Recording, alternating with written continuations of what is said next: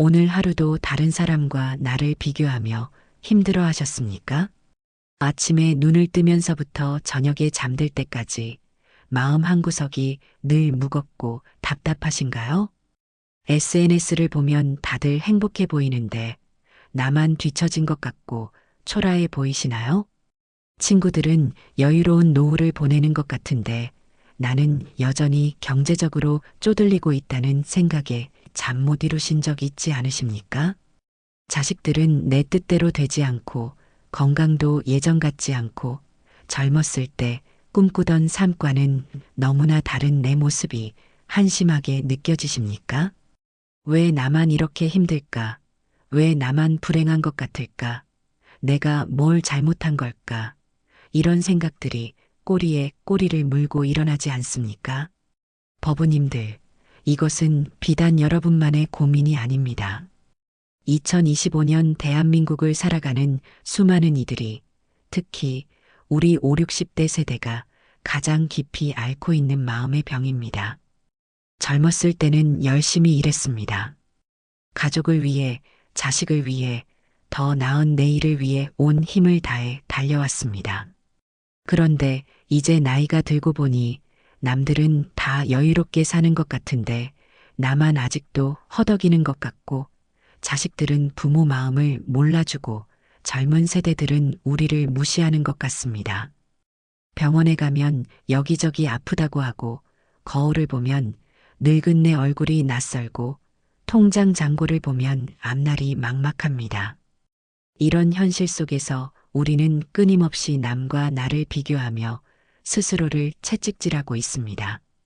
하지만 오늘 1300년 전 중국 당나라 시대 육조 해능 대사께서 육조단경에 남기신 가르침을 통해 이 고통에서 벗어나는 길을 함께 찾아보고자 합니다. 해능 스님은 말씀하셨습니다. 본래 일물도 없거늘 어디에 티끌이 앉으리요. 우리의 본래 마음은 원래부터 완전하고 청정한데 우리가 스스로 만든 비교와 집착이라는 티끌을 덮어씌워 고통받고 있다는 것입니다. 보살님들, 잠시 생각해 보십시오. 지금 이 순간 여러분을 괴롭히는 것이 정말 현실 그 자체입니까? 아니면 현실에 대한 여러분의 생각입니까? 집이 작아서 괴로운 것입니까? 아니면 남의 큰 집과 비교하는 내 마음이 괴로운 것입니까? 자식이 못나서 슬픈 것입니까? 아니면 남의 잘난 자식과 비교하는 내 마음이 슬픈 것입니까? 돈이 없어서 불안한 것입니까? 아니면 더 많이 가진 사람과 비교하는 내 마음이 불안한 것입니까? 깊이 들여다보면 우리를 괴롭히는 것은 현실 그 자체가 아니라 비교하는 마음, 집착하는 마음, 남의 시선을 의식하는 마음입니다. 오늘 이 시간 네 가지 해능 스님의 가르침을 통해 마음의 주인을 되찾고 비교와 열등감에서 벗어나는 길을 함께 걸어가 보겠습니다. 자, 그럼 지금부터 시작해 보겠습니다. 먼저 깊게 호흡을 5번 하시면서 마음을 가라앉혀 보십시오. 들숨으로 맑은 기운을 받아들이고 날숨으로 탁한 기운을 내보냅니다. 들숨, 날숨, 들숨, 날숨, 들숨, 날숨, 들숨, 날숨, 들숨, 날숨. 좋습니다. 이제 마음이 조금 편안해지셨을 것입니다. 어깨에 힘을 빼시고 편안하게 앉아 계십시오. 오늘 이 법문이 여러분의 마음에 감로수가 되기를 바랍니다. 첫 번째로 해능 스님께서는 우리에게 마음 밖에서 부처를 찾지 말라고 가르치십니다. 육조단경에 이런 구절이 있습니다. 마음이 곧 부처여, 부처가 곧 마음이다. 마음 밖에 따로 부처가 없고 부처 밖에 따로 마음이 없다. 불자님들, 이 말씀의 깊은 뜻을 아십니까? 우리는 평생 남과 나를 비교하며 살아왔습니다. 어렸을 때는 성적으로 비교했습니다. 저 아이는 공부를 잘하는데 나는 못한다고 생각했습니다. 청년 시절에는 외모와 인기로 비교했습니다. 저 사람은 인기가 많은데 나는 없다고 생각했습니다. 결혼해서는 배우자와 집으로 비교했습니다. 저 사람은 좋은 배우자를 만났는데 나는 고생한다고 생각했습니다. 중년에는 자식과 재산으로 비교했습니다. 저 사람 자식은 의사인데 내 자식은 평범하다고 생각했습니다. 노년에는 건강과 노후 준비로 비교합니다. 저 사람은 연금이 많은데 나는 적다고 생각합니다. 보살님들, 생각해 보십시오. 이렇게 평생을 비교하며 살아온 결과가 무엇입니까? 행복해졌습니까? 아닙니다. 오히려 더 불행해졌습니다. 왜냐하면 비교에는 끝이 없기 때문입니다. 아무리 많이 가져도, 아무리 높이 올라가도 위에는 또 누군가가 있고 옆에는 또 누군가가 있습니다. 그래서 금강경에서 부처님께서는 이렇게 말씀하셨습니다. 응무소주의 생기심, 마땅히 머무는 바 없이 그 마음을 내지니라. 어디에도 머물지 말라는 것입니다. 남의 재산에 마음을 두지 말고, 남의 성공에 마음을 두지 말고, 남의 평가에 마음을 두지 말라는 것입니다. 하지만 해능 스님은 더 근본적인 진리를 보셨습니다. 마음밖에 따로 부처가 없다. 행복도 평화도 가치도 모두 내 마음 밖에 있는 것이 아니라 바로 내 안에 있다는 것입니다. 해능 스님의 삶을 좀 더 자세히 살펴보겠습니다. 스님은 광동성 신주 출신으로 아버지를 7살에 여의고 어머니를 모시며 나무를 팔아 생계를 이어가던 가난한 나무꾼이었습니다. 글도 제대로 배우지 못했습니다. 당시 기준으로 보면 가장 미천하고 보잘것없는 사람이었습니다. 그런데 어느 날 시장에서 한 손님이 금강경을 읽는 소리를 듣게 됩니다. 응무소주의 생기심. 이 한 구절을 듣는 순간 해능은 큰 깨달음을 얻었습니다. 법우님들, 여기서 중요한 것이 무엇입니까? 해능 스님은 금강경을 읽지도 못했습니다. 그냥 들었을 뿐입니다. 하지만 들은 것만으로도 깨달음을 얻었습니다. 왜 그럴 수 있었습니까? 외부 조건이 아니라 내면의 본성이 이미 갖춰져 있었기 때문입니다. 그를 몰라도 가난해도 신분이 낮아도 그의 불성은 이미 완전했습니다. 그래서 해능은 어머니에게 작별을 고하고 황매산 오조홍인 스님을 찾아갑니다. 1000리가 넘는 먼 길이었습니다. 한 달이 넘게 걸어서 도착했습니다. 홍인 스님이 물었습니다. 너는 어디서 왔느냐? 해능이 대답했습니다. 영남에서 왔습니다. 홍인 스님이 다시 물었습니다. 영남 사람은 오랑캐인데 어찌 부처가 될 수 있겠느냐? 이 질문은 명백한 차별이었습니다. 남쪽 사람은 천하고 배우지 못한 사람은 가치가 없고 신분이 낮은 사람은 깨달음을 얻을 수 없다는 당시의 편견이었습니다. 보살님들, 우리도 이런 차별을 일상에서 수없이 경험하지 않습니까? 나이가 많다고 무시당하고, 학벌이 없다고 무시당하고, 돈이 없다고 무시당하고, 지방 출신이라고 무시당합니다. 그런데 해능 스님의 대답을 들어보십시오. 사람에게는 남과 북이 있지만 불성에는 남과 북이 없습니다.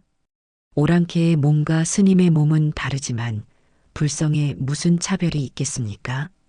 보살님들, 이 얼마나 통쾌한 답입니까? 신분도 학벌도 재산도 출신 지역도 나이도 그 어떤 외적 조건도 우리 본래 마음의 가치를 결정할 수 없다는 것입니다. 우리가 가진 불성, 즉 본래 청정한 마음은 남과 비교할 수도 없고 비교할 필요도 없는 것입니다. 홍인 스님은 해능의 답에 깊이 감탄하셨지만 대중들의 시기를 우려하여 그를 방아 찢는 일을 시켰습니다. 8개월 동안 해능은 절에 부엌에서 묵묵히 방아를 찧었습니다. 법당에도 가지 못했고 경전 공부도 할 수 없었습니다. 하지만 그의 마음은 이미 깨어 있었습니다. 방아를 찧으면서도 쌀을 씻으면서도 나무를 패면서도 그의 마음은 늘 깨어 있었습니다. 법우님들, 여기서 우리가 배워야 할 것이 있습니다. 깨달음은 특별한 환경에서 오는 것이 아닙니다. 절에 가야 오는 것도 아니고, 경전을 많이 읽어야 오는 것도 아니고, 유명한 스님을 만나야 오는 것도 아닙니다. 지금 이 순간 여러분이 있는 바로 그곳에서 여러분이 하는 바로 그 일 속에서 깨달음은 가능합니다. 집안일을 하면서도, 손주를 돌보면서도, 시장에 가면서도, TV를 보면서도 깨어 있을 수 있습니다. 중요한 것은 환경이 아니라 마음입니다. 8개월 후 홍인 스님은 대중들에게 개송을 지어 제출하라고 하셨습니다. 누구든 자신의 깨달음을 개송으로 지어 바치면 그 사람에게 법을 전하고 육조로 삼겠다는 것이었습니다. 수제자 신수가 벽에 개송을 써붙였습니다. 몸은 보리수요, 마음은 밝은 거울 같으니 때때로 부지런히 닦아서 티끌이 끼지 않게 하라. 이것은 점진적 수행을 강조하는 것입니다.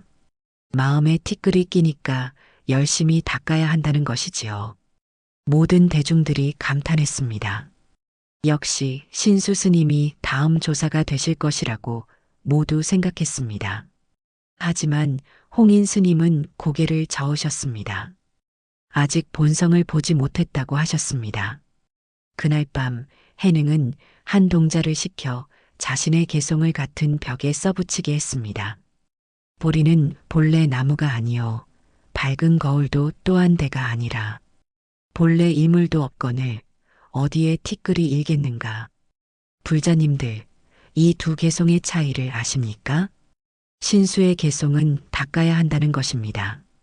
계속 노력해야 하고 계속 수행해야 하고 계속 조심해야 깨달을 수 있다는 것입니다. 하지만 해능의 개송은 본래 깨끗하다는 것입니다. 원래부터 티끌이 낄 자리가 없다는 것입니다. 닦을 것도 없고 노력할 것도 없고 다만 본래 그러함을 깨달으면 된다는 것입니다. 홍인 스님은 해능의 개송을 보시고 그날 밤 은밀히 해능을 방으로 불러 금강경을 설하시고 법을 전하셨습니다. 그리고 말씀하셨습니다. 지금 당장 떠나라. 대중들이 시기할 것이니 남쪽으로 가서 몸을 숨기고 때를 기다려라. 해능은 그날 밤으로 절을 떠나 15년 동안 숨어 지냈습니다. 사냥꾼들 사이에서 지내며 그들이 잡은 고기국에 채소만 넣어 먹으며 묵묵히 수행했습니다. 법우님들, 지금 이 순간 생각해 보십시오. 여러분이 가진 재산, 지위, 건강, 외모, 학력, 이 모든 것을 다 빼앗아도 여전히 남아있는 것이 무엇입니까? 바로 여러분의 마음, 여러분의 의식, 여러분의 존재 자체입니다. 그것이 바로 불성이고 그것이 바로 여러분의 진정한 가치입니다. 그런데 우리는 이 본래 완전한 마음을 잊어버리고 외부의 것들과 자신을 동일시하며 살아왔습니다. 내 집이 작으면 내가 작은 사람이고 내 자식이 성공하지 못하면 내가 실패한 부모이고 내 통장 잔고가 적으면 내가 무가치한 사람이라고 생각해 온 것입니다. 하지만 육조단경은 분명히 말합니다. 본래 청정한 마음을 깨닫는 것이 성불이다.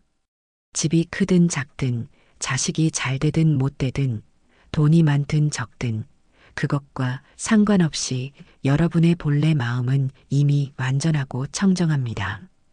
그것을 깨닫는 순간 비교는 무의미해집니다. 왜냐하면 비교할 대상 자체가 본질이 아니기 때문입니다. 보살님들, 구체적인 예를 하나 더 들어보겠습니다. 여러분이 시장에 가셨다고 칩시다. 옆에 여러분과 비슷한 나이의 분이 계신데 명품 옷을 입고 계십니다. 여러분은 시장에서 산 평범한 옷을 입고 계시고요. 이때 자연스럽게 이런 생각이 듭니다. 저분은 부유하구나. 나는 가난하구나. 그리고 마음이 씁쓸해집니다. 하지만 잠시 멈추고 생각해 보십시오. 옷이 사람의 가치를 결정합니까? 명품을 입었다고 그 사람의 불성이 더 청정합니까?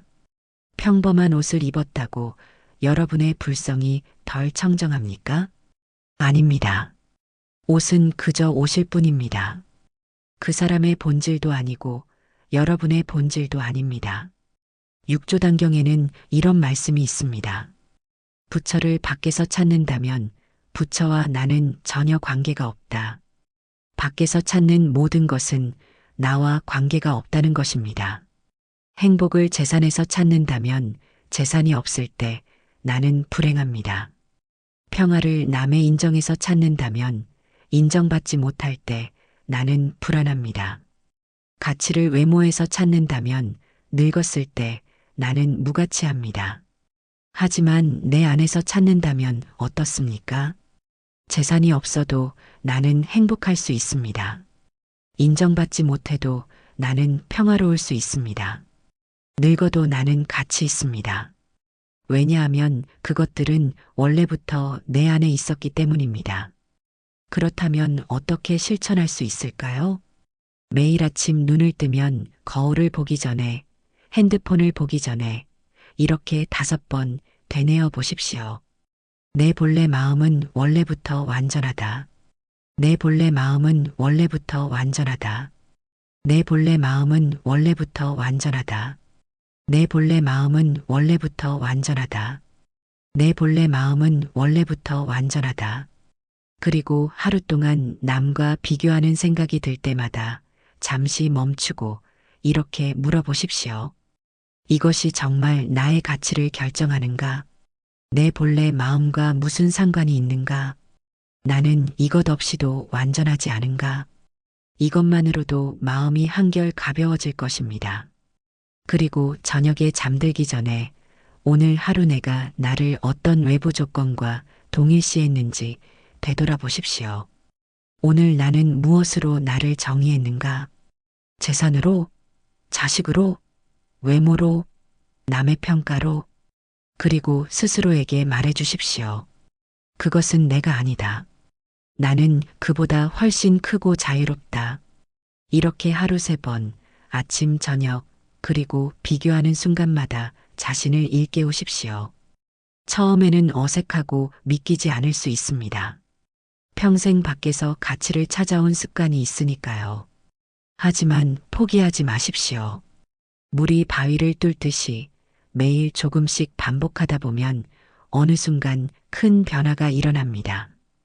2번째로 해능 스님께서는 번뇌 즉 볼이라는 놀라운 가르침을 주십니다. 육조단경에 이런 말씀이 있습니다. 번뇌가 곧 볼이요, 무명이 곧 지혜다. 번뇌를 떠나 따로 보리를 구하지 말라. 불자님들, 처음 이 말씀을 들으면 전혀 이해가 되지 않을 수 있습니다. 번뇌는 괴로움인데 어떻게 그것이 깨달음이 될 수 있단 말입니까? 무명은 어리석음인데 어떻게 그것이 지혜가 될 수 있단 말입니까? 하지만 해능 스님의 지혜는 바로 여기에 있습니다. 우리는 보통 이렇게 생각합니다. 번뇌를 없애고 나면 행복해질 것이다. 열등감을 극복하고 나면 자유로워질 것이다. 비교하는 마음을 버리고 나면 평화로워질 것이다. 분노를 다스리고 나면 편안해질 것이다. 그래서 우리는 평생 번뇌와 싸워왔습니다. 열등감이 올라오면 억누르려 했고, 비교하는 마음이 생기면 부정하려 했고, 분노가 일어나면 참으려 했습니다. 하지만 결과는 어떠했습니까? 오히려 더 괴로워졌습니다. 억누를수록 더 강하게 올라오고, 부정할수록 더 집착하게 되고, 참을수록 더 폭발적이 되었습니다. 왜 그럴까요? 해능 스님은 정반대로 말씀하십니다. 번뇌를 없애려고 애쓰는 그 마음 자체가 더 큰 번뇌라고 말입니다. 법우님들, 깊이 생각해 보십시오. 여러분이 열등감을 느낄 때 그것을 없애려고 더 애를 쓰면 어떻게 됩니까? 더 많이 가져야 한다는 집착이 생깁니다. 더 성공해야 한다는 압박이 생깁니다.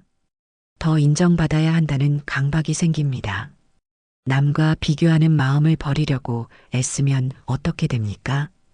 비교하지 말아야 한다는 또 다른 집착이 생깁니다. 비교하지 않는 나를 만들어야 한다는 또 다른 목표가 생깁니다. 이것이 바로 해능 스님이 경고하신 함정입니다. 번뇌를 적으로 여기고 싸우는 한 우리는 영원히 번뇌에서 벗어날 수 없습니다. 그렇다면 어떻게 해야 합니까? 해능 스님은 이렇게 가르치십니다. 번뇌가 일어나는 그 순간 그것을 있는 그대로 바라보라.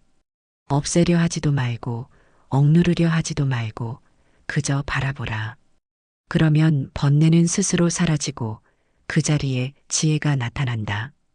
이것을 선불교에서는 관이라고 합니다. 번뇌를 싸워 이기는 것이 아니라 번뇌를 비추어 보는 것입니다. 보살님들, 구체적인 예를 몇 가지 들어보겠습니다. 첫 번째 예입니다. 여러분이 요즘 아파트 값이 올라서 속상하다고 칩시다. 옆집은 몇 년 전에 샀는데 지금 몇 억이 올랐고 나는 그때 살 형편이 안 되어서 지금도 전세에 산다는 생각에 괴롭습니다. 이때 보통은 이렇게 반응합니다. 이런 생각하면 안 돼. 비교하지 말자. 또는 나도 곧 집을 살 수 있을 거야. 긍정적으로 생각하자.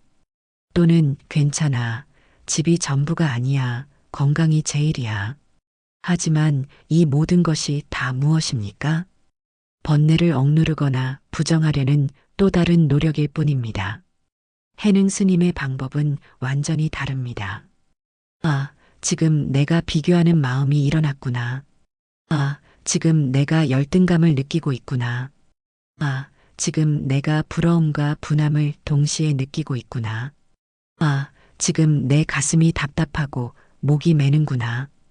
이렇게 그저 알아차리는 것입니다. 좋다, 나쁘다 판단하지 말고, 없애려 하지도 말고, 부정하지도 말고, 그저 있는 그대로 보는 것입니다. 마치 의사가 환자를 진단하듯이 객관적으로 관찰하는 것입니다. 그러면 신기한 일이 일어납니다. 그 감정이 나 자체가 아니라 그저 내 마음에 일어났다, 사라지는 하나의 현상임을 깨닫게 됩니다. 구름이 하늘을 지나가듯 그 감정도 내 마음을 지나갈 뿐입니다. 하늘이 구름에 흔들리지 않듯 내 본래 마음도 그 감정에 흔들릴 필요가 없습니다. 두 번째 예입니다. 여러분이 자식에게 섭섭함을 느끼고 있다고 칩시다. 명절에 왔다가 바로 가버리고 전화도 잘 안 하고 용돈도 안 보내주고 시간 나면 친구들하고만 놀러 다닌다는 생각에 서운합니다. 이때 보통은 이렇게 합니다. 자식에게 섭섭하다고 직접 말하거나 아니면 속으로 사귀면서 참거나 아니면 자식을 원망하면서 화를 냅니다. 하지만 해능 스님의 방법은 이렇습니다. 아, 지금 내가 서운함을 느끼고 있구나. 아, 지금 내가 사랑받고 싶은 마음이 있구나. 아, 지금 내가 외로움을 느끼고 있구나. 아, 지금 내가 인정받고 싶어 하고 있구나. 이렇게 내 마음의 층위를 하나하나 들여다보는 것입니다. 그러면 깨닫게 됩니다. 내가 정말 서운한 것은 자식의 행동이 아니라 사랑받고 싶은 내 마음이 충족되지 않았기 때문이라는 것을. 그리고 한 걸음 더 나아가면 이렇게 물어볼 수 있습니다. 나는 자식의 사랑 없이는 행복할 수 없는가? 자식이 나를 사랑하지 않으면 나는 무가치한가? 내 안에는 사랑이 없는가? 이렇게 들여다보다 보면 문제는 자식이 아니라 내 안의 집착이었음을 깨닫게 됩니다. 세 번째 예입니다. 여러분이 나이 듦에 대한 두려움을 느끼고 있다고 칩시다. 거울을 보면 주름이 늘었고 병원에 가면 여기저기 아프다고 하고 젊은 사람들 사이에 있으면 나만 늙은 것 같아 위축됩니다. 이때 보통은 이렇게 합니다. 나이는 숫자일 뿐이야. 마음은 아직 젊어. 이렇게 스스로를 위로하거나 아니면 아예 나이 생각을 안 하려고 애쓰거나 아니면 성형이나 운동으로 젊어 보이려고 노력합니다. 하지만 해능 스님의 방법은 이렇습니다. 아, 지금 내가 늙음에 대한 두려움을 느끼고 있구나. 아, 지금 내가 죽음을 두려워하고 있구나. 아, 지금 내가 무가치해진다는 느낌을 받고 있구나. 아, 지금 내가 버림받을까 두려워하고 있구나. 이렇게 두려움의 뿌리를 찾아가는 것입니다. 그러면 깨닫게 됩니다. 늙음 자체가 문제가 아니라 늙음에 대한 내 생각이 문제라는 것을. 젊음의 가치를 두고 살았기에 젊음을 잃는 것이 두려운 것입니다. 하지만 정말 가치 있는 것은 젊음입니까? 아니면 지혜입니까? 정말 아름다운 것은 외모입니까? 아니면 마음입니까? 이렇게 번뇌를 통해 오히려 내 집착의 뿌리를 발견하고 진정한 가치가 무엇인지 깨닫게 되는 것입니다. 이것이 바로 번뇌 즉 보리입니다. 번뇌를 통해 오히려 깨달음에 이르는 것입니다. 육조단경에는 이런 유명한 개송이 있습니다. 보리는 본래 나무가 아니요 밝은 거울도 또한 대가 아니라 본래 한 물건도 없거늘 어느 곳에 티끌이 일겠는가. 이 개송의 핵심은 무엇입니까? 본래 한 물건도 없다. 우리의 열등감, 비교, 번뇌, 이 모든 것이 본래 실체가 없다는 것입니다. 우리가 만들어낸 허상일 뿐입니다. 그러니 없는 것을 없애려고 애쓸 필요가 있겠습니까?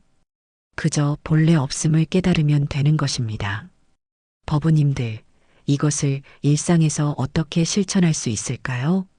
하루에 3번, 아침, 점심, 저녁 식사 전에 3분씩만 투자해 보십시오. 조용히 앉아서 눈을 감으십시오. 그리고 지금 이 순간 내 마음에 어떤 생각과 감정이 있는지 그저 바라보십시오. 마치 하늘에서 구름을 바라보듯이 강둑에 앉아 물을 바라보듯이 아무 판단 없이 그저 바라보십시오. 아, 지금 이런 생각이 있구나. 아, 지금 이런 감정이 있구나. 아, 지금 이런 몸의 감각이 있구나. 좋다, 나쁘다 판단하지 말고 없애려 하지도 말고 그저 바라보기만 하십시오. 이것이 바로 관입니다. 처음에는 생각과 감정이 나를 휩쓸어 갈 것입니다. 괜찮습니다. 휩쓸려 간 것을 알아차리고 다시 바라보는 자리로 돌아오면 됩니다. 이렇게 꾸준히 하다 보면 어느 순간 큰 변화가 일어납니다. 번뇌와 나를 동일시하지 않게 됩니다. 번뇌는 있어도 나는 번뇌가 아닙니다. 번뇌는 지나가도 나는 여전히 여기 있습니다. 번뇌는 구름이고 나는 하늘입니다. 번뇌는 파도이고 나는 바다입니다. 이것을 깨닫는 순간 번뇌의 힘은 약해지고 마음의 평화가 찾아옵니다. 그리고 한 걸음 더 나아가면 번뇌가 스승이 됩니다.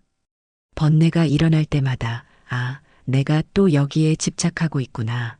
내가 또 이것을 두려워하고 있구나. 이렇게 나를 배우게 됩니다. 번뇌가 내 집착을 가르쳐주고 내 두려움을 보여주고 내가 진정으로 원하는 것이 무엇인지 알려줍니다. 이것이 바로 번뇌 즉 보리입니다. 또 하나 실천 방법을 알려드리겠습니다. 번뇌일지를 써보십시오. 매일 저녁, 오늘 하루 내가 느낀 번뇌를 3가지만 적어보는 것입니다. 하지만 그냥 적는 것이 아니라 이렇게 적어보십시오. 오늘 나는 무엇 때문에 괴로워했는가? 그 괴로움 밑에는 어떤 집착이 있는가?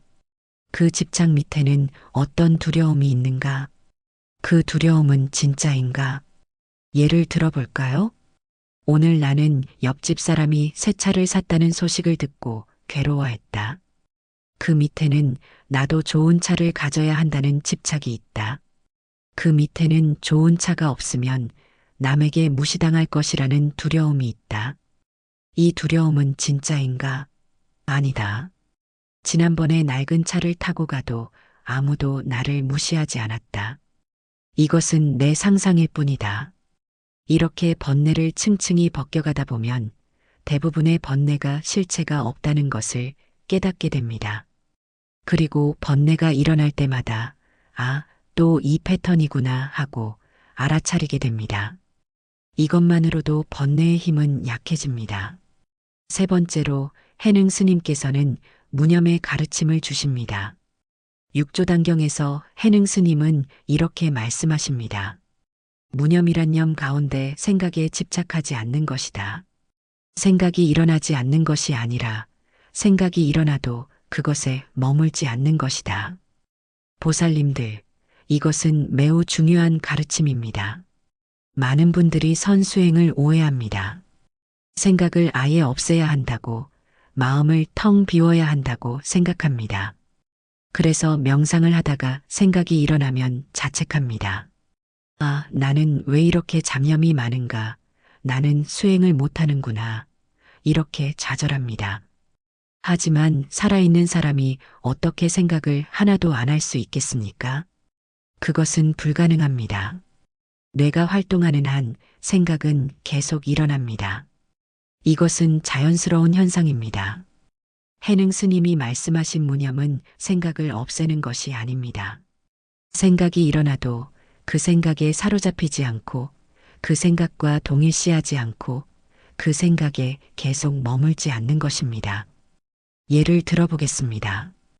여러분이 시장에 갔는데 옆 사람이 나보다 훨씬 좋은 옷을 입고 있습니다.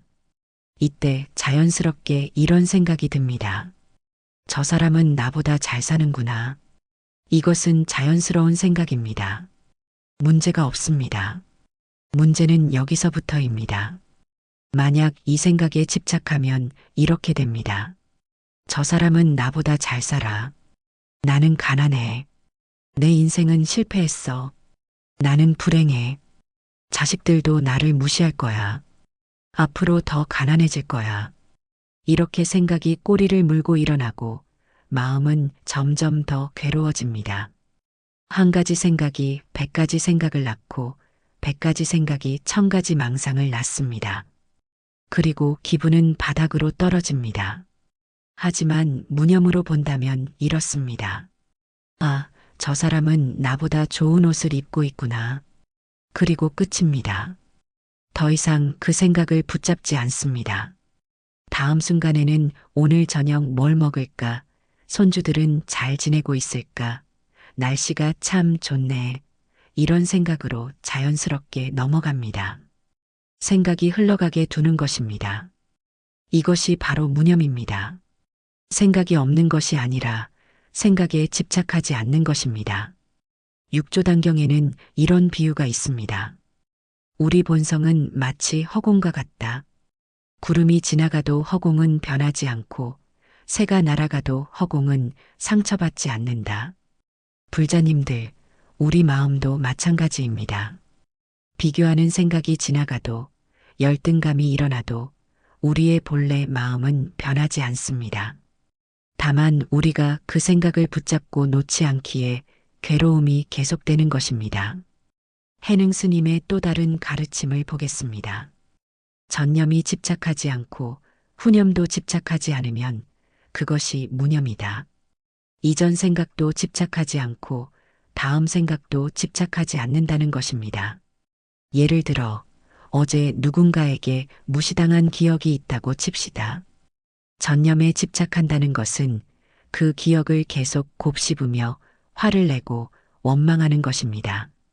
어제 저 사람이 나를 무시했어. 너무 화가 나. 어떻게 저럴 수가 있어. 나는 억울해.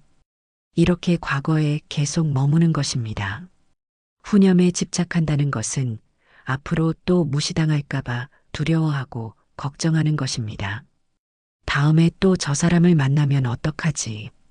또 무시하면 어떡하지? 내가 뭘 잘못한 걸까? 앞으로는 조심해야지. 이렇게 미래를 걱정하는 것입니다. 하지만 무념은 이렇습니다. 그런 일이 있었구나. 그리고 지나갔구나. 과거에 머물지도 않고 미래를 걱정하지도 않고 지금 이 순간에 깨어 있는 것입니다. 법우님들, 이것이 참 어려운 일임을 압니다. 우리는 평생 생각에 휘둘려 살아왔습니다. 과거를 후회하고 미래를 걱정하고 현재를 불만스러워하며 살아왔습니다. 하지만 해능 스님은 말씀하십니다.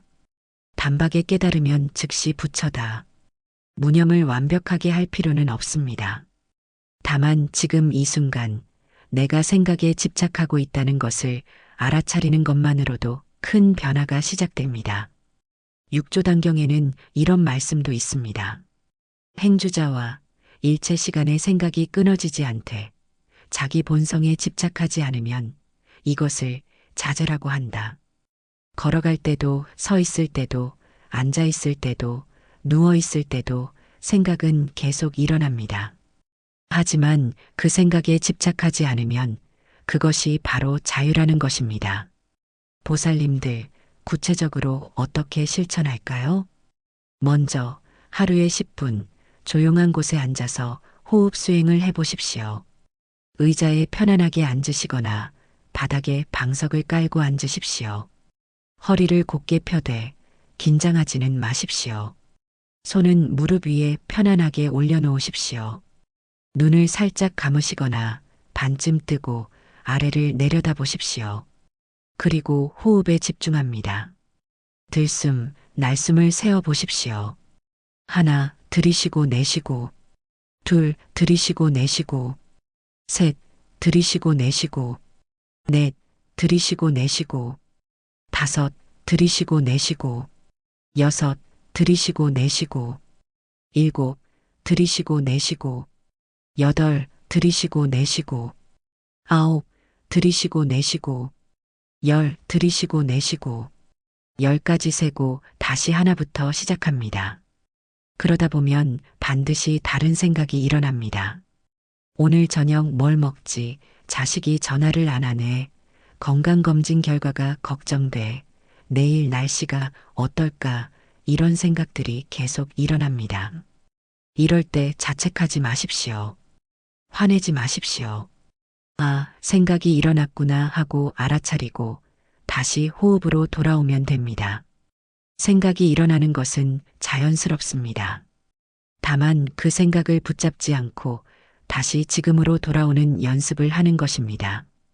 처음에는 1분에 수십 번 생각이 일어날 것입니다. 괜찮습니다. 수십 번 알아차리고 수십 번 돌아오면 됩니다. 그것 자체가 수행입니다. 매일 10분씩만 이렇게 해보십시오. 일주일만 지나도 조금 달라집니다. 한 달만 지나도 확실히 달라집니다. 생각이 일어나는 속도가 조금 느려지고 생각에서 빠져나오는 속도가 조금 빨라집니다. 그리고 일상생활에서도 변화가 일어납니다. 누군가와 대화하다가 기분이 나쁜 말을 들어도 예전처럼 하루 종일 그 생각에 사로잡히지 않게 됩니다. 아, 지금 기분 나쁜 생각이 일어났구나 하고 알아차리고 다시 지금으로 돌아올 수 있게 됩니다. 남과 비교하는 생각이 들어도 예전처럼 깊이 빠져들지 않게 됩니다. 아, 또 비교하고 있구나 하고 알아차리고 다시 지금으로 돌아올 수 있게 됩니다. 이것이 바로 마음의 주인이 되는 것입니다. 생각의 노예가 아니라 생각을 지켜보는 주인이 되는 것입니다. 또 하나 일상에서 실천할 수 있는 방법이 있습니다. 걸으면서 명상하는 것입니다. 하루에 한 번 10분만이라도 공원이나 동네를 천천히 걸으면서 이렇게 해보십시오. 걸으면서 발의 감각에 집중합니다. 왼발이 땅에서 떨어지는 것을 느낍니다. 왼발이 공중에 있는 것을 느낍니다. 왼발이 땅에 닿는 것을 느낍니다. 오른발이 땅에서 떨어지는 것을 느낍니다. 오른발이 공중에 있는 것을 느낍니다. 오른발이 땅에 닿는 것을 느낍니다. 이렇게 한 걸음 한 걸음에 깨어 있는 것입니다. 그러다 생각이 일어나면 알아차리고 다시 발의 감각으로 돌아옵니다. 이것을 10분만 해보십시오. 놀라운 평화가 찾아옵니다. 왜냐하면 지금 이 순간에 온전히 있을 때 과거의 후회도 미래의 걱정도 없기 때문입니다. 네 번째로 해능 스님께서는 견성, 즉 자기 본성을 보는 것이 진정한 깨달음이라고 가르치십니다. 육조단경의 핵심 메시지는 이것입니다. 자성을 깨달으면 그것이 곧 성불이다. 자성, 즉 자기 본래 마음을 보는 것이 부처가 되는 것이라는 말씀입니다. 보살님들, 우리는 평생 밖에서 답을 찾으며 살아왔습니다. 행복은 좋은 집에 살면 오는 줄 알았습니다. 평화는 자식이 성공하면 오는 줄 알았습니다. 만족은 돈이 많으면 오는 줄 알았습니다. 인정은 다른 사람이 칭찬해주면 오는 줄 알았습니다. 건강은 좋은 약을 먹으면 오는 줄 알았습니다. 그래서 우리는 끊임없이 밖을 향해 달려왔습니다. 더 많이 가지고, 더 높이 올라가고, 더 많이 인정받고, 더 건강해지려고 애썼습니다. 하지만 결과는 어떠했습니까? 아무리 가져도 만족하지 못하고, 아무리 잃어도 공허하고, 아무리 인정받아도 불안하고, 아무리 건강해져도 두려웠습니다. 왜 그럴까요? 해능 스님은 명확하게 답하십니다. 밖에서 구하는 것은 다 헛된 일이다. 자기 본성 안에 모든 것이 다 있다. 불자님들, 이 말씀이 처음에는 이해되지 않을 수 있습니다. 내 안에 뭐가 있다는 말인가? 나는 아무것도 가진 것이 없는데, 이렇게 생각하실 수 있습니다. 하지만 깊이 생각해 보십시오. 진정한 행복은 밖에서 오는 것입니까? 안에서 오는 것입니까? 큰 집에 살아도 마음이 불안하면 행복하지 않습니다. 작은 집에 살아도 마음이 평화로우면 행복합니다. 자식이 성공해도 욕심이 크면 만족하지 못합니다. 자식이 평범해도 감사하는 마음이 있으면 충만합니다. 돈이 많아도 불안하면 가난합니다. 돈이 적어도 만족하면 부유합니다. 몸이 건강해도 두려움이 많으면 병듭니다. 몸이 아파도 마음이 평온하면 편안합니다. 결국 행복과 불행, 평화와 불안, 만족과 불만족, 이 모든 것은 외부 조건이 아니라 내 마음이 결정하는 것입니다. 이것을 깨닫는 것이 바로 견성입니다. 육조단경에 이런 일화가 있습니다. 한 제자가 해능 스님께 물었습니다. 스님, 어떻게 하면 해탈할 수 있습니까? 해능 스님이 답하셨습니다. 누가 너를 묶었느냐? 제자가 깨달았습니다. 아무도 저를 묶지 않았습니다. 해능 스님이 말씀하셨습니다. 그렇다면 무엇을 해탈하려 하느냐? 법우님들, 이 대화의 깊은 의미를 아십니까? 우리를 불행하게 만드는 것은 외부 환경이 아닙니다. 우리 스스로 만든 생각과 집착입니다. 나는 부족하다는 생각, 나는 열등하다는 생각, 나는 인정받아야 한다는 생각, 나는 성공해야 한다는 생각. 이런 생각들이 우리를 묶고 있는 것입니다. 그런데 이 생각들은 누가 만들었습니까? 부모가 만든 것입니까? 아닙니다. 자식이 만든 것입니까?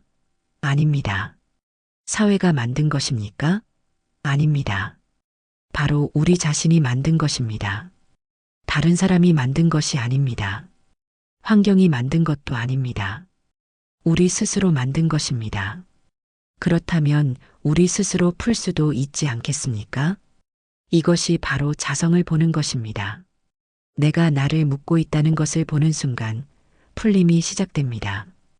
해능 스님은 또 이렇게 말씀하십니다. 일체 만법이 자성 안에 있다. 자성이 늘 청정하면 해와 달이 늘 밝다. 우리 안에 이미 모든 것이 갖춰져 있다는 것입니다. 지혜도 자비도 평화도 기쁨도 용기도 사랑도 모두 원래부터 우리 본성 안에 있습니다.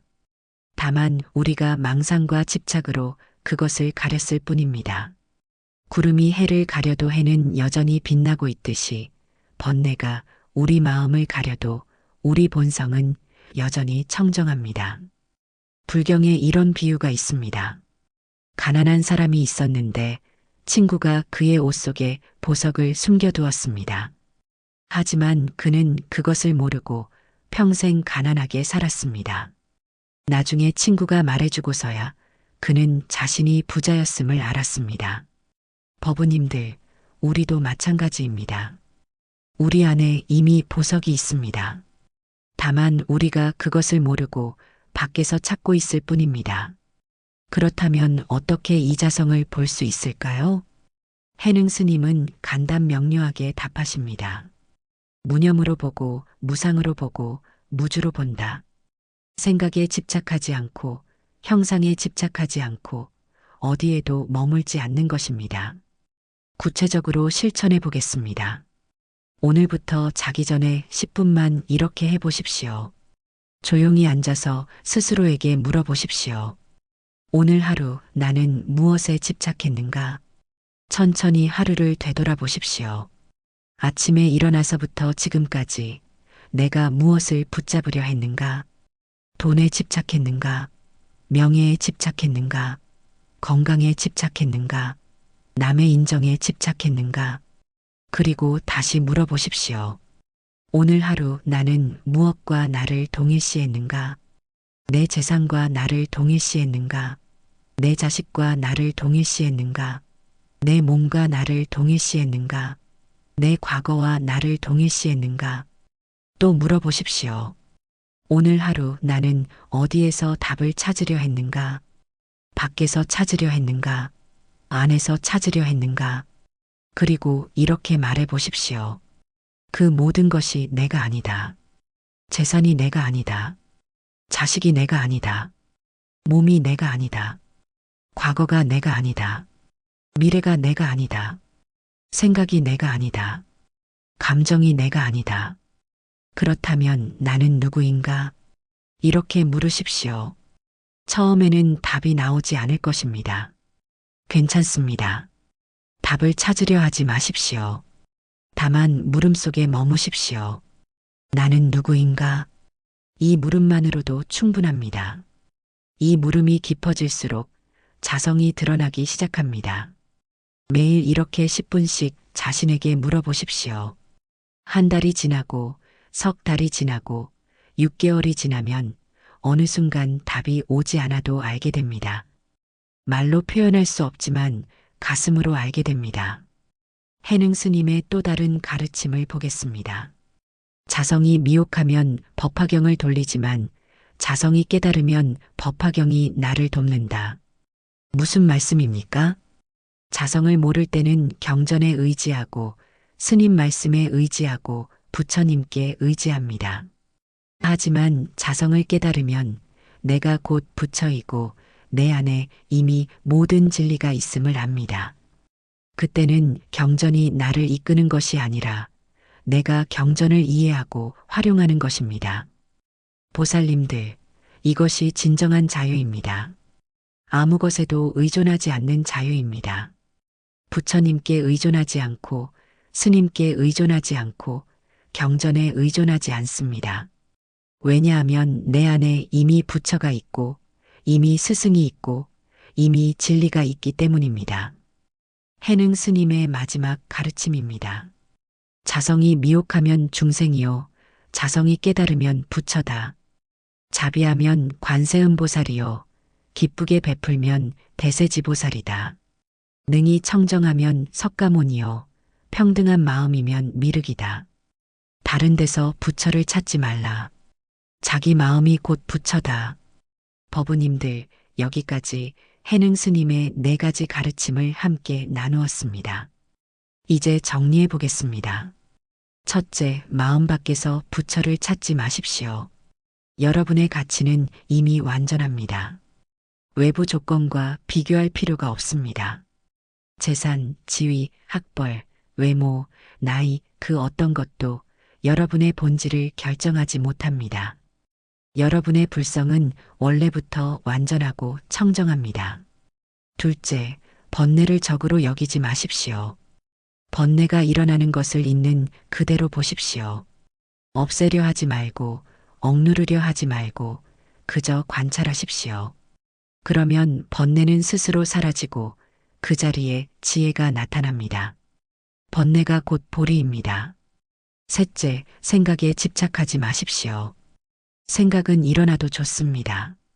다만 그것을 붙잡지 말고 흘러가게 두십시오. 과거에 머물지 말고 미래를 걱정하지 말고 지금 이 순간에 깨어 있으십시오. 그것이 무념입니다. 넷째, 자기 본성을 보십시오.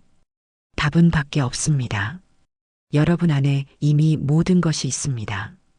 행복도, 평화도, 지혜도, 사랑도 모두 원래부터 여러분 안에 있습니다.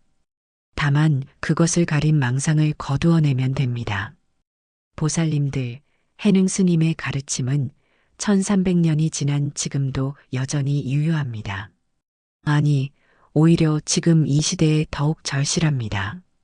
비교와 경쟁이 극심한 2025년 대한민국에서 우리는 더욱 자기 본성을 잃고 살아가고 있습니다. SNS는 끊임없이 남과 나를 비교하게 만들고 광고는 끊임없이 더 많이 소유하라고 부추기고 사회는 끊임없이 더 높이 올라가라고 압박합니다. 뉴스를 보면 세상은 점점 더 불안하고 미래는 점점 더 불확실해 보입니다. 나이가 들수록 몸은 약해지고 경제적으로는 더 어려워지고 젊은 세대와의 거리는 더 멀어집니다. 하지만 해능 스님은 우리에게 말씀하십니다. 멈추십시오. 밖을 보지 말고 안을 보십시오. 여러분의 본래 마음은 이미 완전합니다. 세상이 어떻게 변하든 나이가 들어도 몸이 약해져도 경제적으로 어려워도 여러분의 본성은 변하지 않습니다. 여전히 완전하고 여전히 청정하고 여전히 자유롭습니다. 법우님들, 오늘부터 시작해 보십시오. 완벽하게 할 필요는 없습니다. 하루에 단 5분만이라도 좋습니다. 아침에 일어나서 5번, 내 본래 마음은 원래부터 완전하다고 되뇌어 보십시오. 하루에 3번, 식사 전에 3분씩 내 마음을 관찰해 보십시오. 자기 전에 10분, 오늘 하루를 되돌아보며 자성을 찾아보십시오. 이것만으로도 충분합니다. 해능 스님은 단박에 깨달으셨지만 우리는 점진적으로 나아가도 괜찮습니다. 중요한 것은 방향입니다. 밖이 아니라 안으로, 비교가 아니라 자성으로, 집착이 아니라 자유로 나아가는 것입니다. 매일 조금씩 한 걸음 한 걸음 나아가면 됩니다. 부처님께서 화엄경에서 말씀하셨습니다. 일체 중생이 열애의 지혜 덕상을 다 갖추고 있으되 다만 망상 집착으로 인해 깨닫지 못할 뿐이다. 여러분은 이미 부처의 지혜를 다 갖추고 있습니다. 다만 망상과 집착으로 그것을 보지 못할 뿐입니다. 오늘부터 그 망상을 조금씩 거두어내십시오. 비교라는 망상, 열등감이라는 집착, 인정받아야 한다는 강박, 이런 것들을 하나하나 내려놓으십시오. 그러면 본래 있던 여러분의 참모습이 드러날 것입니다. 불자님들, 오늘 이 가르침이 여러분의 마음에 작은 씨앗이 되기를 바랍니다. 당장 모든 것이 변하지 않아도 괜찮습니다. 씨앗은 때가 되면 싹을 틔우고 때가 되면 꽃을 피웁니다. 여러분도 마찬가지입니다. 지금 당장은 힘들어도 이 가르침을 마음에 새기고 조금씩 실천한다면 반드시 변화가 일어날 것입니다. 보리수 아래 부처님께서 깨달으실 때 이렇게 말씀하셨습니다. 기이하도다, 기이하도다.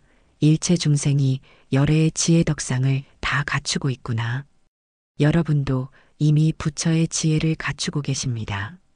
다만 그것을 잊고 있을 뿐입니다. 오늘부터 그것을 기억하십시오.